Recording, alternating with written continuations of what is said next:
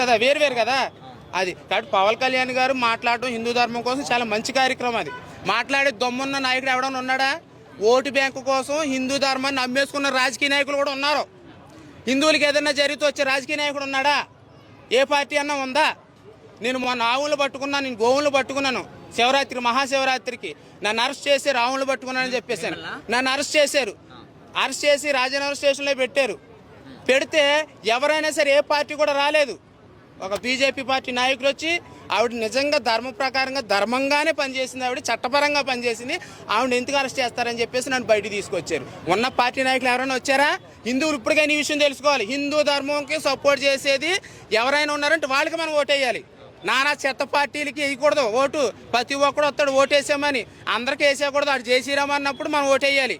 మన ధర్మానికి సపోర్ట్ చేసినప్పుడు ఓటేయాలి. నేనైతే అలాగే వేస్తాను. నేను మరి సెక్యులర్ కుక్కలు ఏం చేస్తారో నాకు తెలియదు. అన్ని మతాలు సెక్యులర్ సమానం అనే సెక్యులర్ గాడికి ఇదే చెప్తున్నాను. మన ధర్మం బ్రతుకుంటే నువ్వు, నీ ఇల్లు, నీ సంసారం, నీ కుటుంబం, నీ దేశం, నీ రాష్ట్రం, నీ ఊరు, నీ గ్రామం బాగుంటుంది. మన ధర్మమే లేనప్పుడు అవతలోడు అన్ని మతస్థులు పెరిగిపోతారు. మనల్ని వేసేస్తాడు, మన ఆస్తిని దోచేస్తాడు, కబ్జా చేసేస్తాడు. తర్వాత అప్పుడు మనం ఎంత నోరు కొట్టుకున్నా సరే నువ్వు మిగలవు, నీ కుటుంబం మిగలదు, నీ కులం కోసం గజ్జికి గోక్కుంటావు కదా, ఆ కులం కూడా ఉండదు. బీజేపీలో ఉన్నారు పవన్ కళ్యాణ్ గారు, హిందువులకు మద్దతుగా ఉన్నారు అని అంటే అది ధర్మం నాశనం అయిపోతుంది కాబట్టి సపోర్ట్ చేస్తారు. అలాగే బీజేపీ పార్టీ ఏ మతాలకి వ్యతిరేకం కాదు, అన్ని మతాలను గౌరవిస్తుంది. కావాలని బీజేపీ ప్రభుత్వం తొక్కేయాలి, దేశం డెవలప్మెంట్ అవుతుంది, వాళ్ళ మత మార్పిడిలకి గురి అవ్వకుండా చేస్తున్నారని చెప్పేసి అని బీజేపీ పార్టీ మీద బురద జల్లుతున్నారు.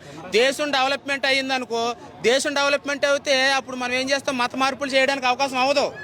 అదే దేశం నాశనం అయిపోయి మత కల్లోహలాలు జరిగేసి డెవలప్మెంట్ లేదనుకో, మత మార్పులు చేయడానికి బాగా అవకాశం దొరుకుతుంది. అంతే కాబట్టి ఎప్పుడైనా సరే మన బీజేపీ పార్టీ మీద ఖచ్చితంగా బురద జల్లుతారు ఖచ్చితంగా.